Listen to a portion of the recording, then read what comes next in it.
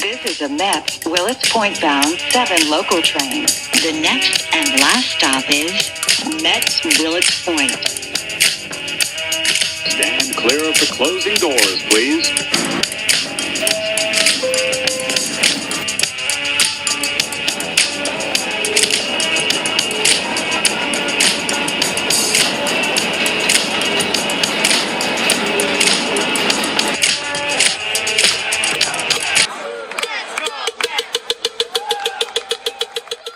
Mets fans, welcome to another episode of Bearded Mets Banter. I am your boy and host, Chente Camacho Jr. But before we get started, guys, there's a couple things I want to touch on. The first one is my first giveaway is going to take place at the end of this Cubs series against the Cubs. Mets versus Cubs starts tonight. Be excited, y'all. Hopefully it doesn't get postponed. I heard it's snowing, but it's not sticking in Chicago. But yeah, getting back to the giveaway, y'all. At the end of this series, I will be giving away a coffee mug, a Mets coffee mug. Participation based. It's going to be random, but I'm going to need over 50 viewers. 50 viewers, it rolls back. And the giveaway will be just another day. I'll do it another day. But that's what I'm looking for. 50 viewers, 50 likes, 50 shares.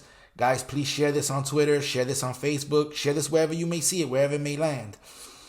It's been an incredible 2 weeks to start the season nonetheless for the Mets, given that we've been canceled 7 times due to COVID and weather. Pretty unprecedented times for the Mets, but they're still in first place at 7-4. All is well in Mets land. Mets Twitter is quiet. The Facebook groups are pretty quiet. The people on Instagram are pretty quiet. So the Mets fans are satisfied. Well, most are. Then you have some unhappy ones that we're going to cover on the Don't Be This Guy segment. Yes, Don't Be This Guy will be taking place towards the end of this episode. Yeah, it's been a rough go as far as getting games gone for the Mets. The Mets have played the fewest games this season of any team in Major League Baseball. To no fault of their own, of course. And to still manage that and be 7-4 and in first place is a really nice thing. It's something to be proud of, to hang your hat on, because this team has done things terribly. And to still be in first place, it's a miracle. We are the miracle Mets, right? No pun intended. Yes, let's just jump right into it, right? After the homestand that they had, that they were booed in game 2 at home, they turned it around, After that, the Phillies came to town and they did work against the Phillies. They handled them pretty well. I think they would have swept all 4 games had they got the 4th game in, because the Mets were all over them at that point. But, of course, as I touched earlier, the Mets have so many postponement dates. So they flew into Colorado, a ballpark that is hitter-friendly, a ballpark that can wake up the bats of guys who are struggling, namely Michael Conforto. Colorado is very hitter-friendly, and we saw Michael Conforto broke out. He was hitting the ball very, very hard in that series. He wasn't fooled at all, and he put good wood on the ball. He made square contact. I believe he had a few hits that his exit velocity was over 100 miles per hour, which is a good sign for him. And now he's coming into Chicago, which is another hitter-friendly park given the weather. Hopefully the weather's conducive to balls flying out, and we can hit a couple home runs and get going before we come back home. Now, around the division, we're the only team that's above 500. Philadelphia's 8-8, and then everyone else is sub 500. That's a good sign for the Mets, especially given our troubles hitting with men in scoring position. This is something that's plaguing us. This is something that should not be plaguing us, given this lineup. Of course, Luis Rojas has finagled with the lineup quite a bit during the first couple weeks, but we've seen the lineup that he's put out the last few games is a solid lineup. This is the lineup that we all like, and this is the lineup that we all want to see on a regular basis. So it's exciting that he's starting to get a feel for it. The jury on my part is still out on him because I'm tough on managers. I've always been tough on managers. I was tough on Terry Collins. I was tough on Bobby Valentine. I'm tough on all managers, because managers, they're there to take the blame, so to speak, right? That's their job. and the players' jobs are to play. So that being said, we're gonna segue into the bullpen, right? We have this one guy who has a really live arm, active arm, really good arm. His name is Jacob Barnes. But the thing is that his secondary pitches don't break for strikes. So what the hitters do, the hitters wait off those pitches, and when the fastball comes, almost 99.9% of all major league hitters, I'm pretty sure, can hit a fastball, and that's why they're up there. So they just tee off on his fastball. It's straight. It has no movement, no late action. So they just tee away at it, and he's given up a couple of bombs this year. I do believe that this bullpen will improve once Seth Lugo comes back. We've had some pretty bright spots in it. Of course, Sugar is back. 2020 was a glimpse of that. And 2021, he showed that he's nasty, he's filthy. The fastball's up, the slider's working. His changeup is fooling the lefties. It's going to be a good year for Sugar. And Jody's Familia, he's gotten heat from a lot of Mets fans. But Jody's Familia's velocity's up. And his sinker and the splitter is starting to break for strikes. Once that starts to happen, the hitters are going to start to chase the bad pitches away. And he's going to be effective again. The bullpen's going to be pretty good when Seth Lugo gets back.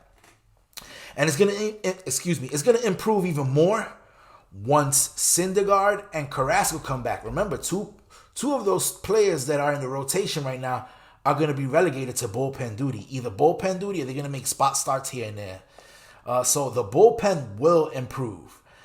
Let's stick with pitching, right? Let's talk about Marcus Stroman and his 3-0 start. Marcus Stroman's been incredible. He's fielded his position at Gold Glove caliber defense, and he's kept the Mets in games by pitching very, very well. The dude is very, very methodical. He stays in his head. He's positive. He works on his mechanic as the game progresses. He notices, like, when a pitch lands in a certain area that he didn't want it, he corrects it right away. He works on his form every time. And you have to respect that work ethic. Stroman's been a great complimentary piece to DeGrom. It's unfortunate that DeGrom is 1-1. DeGrom should be 3-0 as well. I'm hoping that we can retain and extend Marcus Stroman at the end of this season.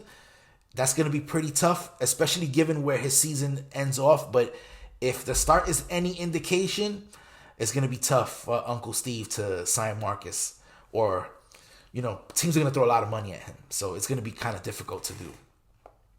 Yeah, guys, I believe in this team. This team is solid, and we haven't even started hitting yet. Once we start hitting, y'all, oh my goodness, this is going to be a great summer in New York for baseball. The Mets, be happy, be excited. The Mets are going to do really, really good things. Yeah, y'all. And now we getting into Don't Be This Guy. Here's the first one. The first one is from this Mets fans group that I follow on Facebook. It's called, pretty simple, New York Mets fans group. Right? That's simple, straightforward. Well, this group is full of some people that know what they're talking about, but it's also full of some crazy people like this guy right here. He says, McNeil's horrible. Dude, McNeil's not horrible. McNeil is a first ball fastball hitter, and he swings at the first pitch 95% of the time. McNeil has a good eye. He has a good judge of the strike zone. The guy hits the ball solidly. The first couple games, he had tough luck where the ball was finding gloves. And, it's not his fault. Yeah, the rest of the team is not hitting with men on. So let's be a little easier on Jeff McNeil, okay?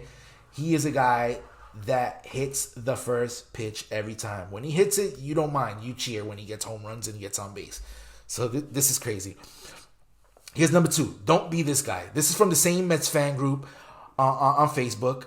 And this guy goes, how bad of an outfielder is Conforto? Conforto's not that bad of an outfielder. Conforto's a bad center fielder and left fielder, but Conforto's actually a decent right fielder. When Nimmo and Smith are out there, he's the best outfielder out there. I mean, it's not saying much, but defensively, Conforto is not as bad as this guy makes it seem. Has a good arm, good speed, he tracks the ball well. It's a bad look for you, bro. Chill. Don't be this guy. Another one. This Mets fan group on Facebook, I really, really like. It's my favorite one. True to the Orange and Blue. This is possibly the best moderated group on Facebook. The moderators play no games. But this guy is notorious for stuff like this. He goes, Michael Conforto sucks. He says Conforto sucks. This is the same guy that in 2015 was loving Michael Conforto. I remember you from 2015 because I was in this group in 2015. I left because of the toxicity of the Facebook page, and also too I was going through some stuff. But this guy here is notorious for these type of posts. And you know the sad thing is that this guy is a little knowledgeable about baseball. But this is a bad look for you, bro. Now we got this one. This is the one that gets me. This was during the start in Colorado on Saturday. This guy says DeGrom dominating again. We'll lose 2-1 in extras. This guy right here is notorious on this New York Mets fan group for posting the most ridiculous bullshit. This guy right here does not know what he's talking about when it comes to the Mets. I mean, I think it's either a troll or just a guy to get clicks. You know, this is just a guy to get kicks out of something. I don't understand who would be a Mets fan and post shit like this. I wouldn't do that. This is disparaging your own team, and there's no room for it here. There's no room for it here. I mean, I understand that you can get frustrated with the team when they're not performing well, but to just throw this type of energy out there, y'all, and I'm big on energy. Again, I speak on energy all the time. This fan base needs to be a lot more positive. I'm not saying to be optimistic and be out there throwing out these crazy fantasy expectations. No. Be realistic, but at the same time, have sense. Don't be out here disparaging these guys, man. This is not an easy game to play. Okay, this is not an easy game to play. If it were easy, there'd be more than 780 Major League Baseball players. Okay, y'all? So pump your brakes. Take it easy on your own players and enjoy the season. 2021 is going to be great. We're 7-4, and we're not hitting with men in scoring position, and we're in first place. We're the only team in our division above 500. Be happy, Mets fans. Again, y'all, thank y'all for watching. It's your boy, Chente Camacho Jr. This has been another episode of Bearded Mets Banter. Folks, don't forget, first giveaway is at the end of this series against the Cubs. I'm going to need y'all to click that like button, click that share button, and click that notification button, y'all. Do not forget to share. Do not, please. Mets fans, I'm out.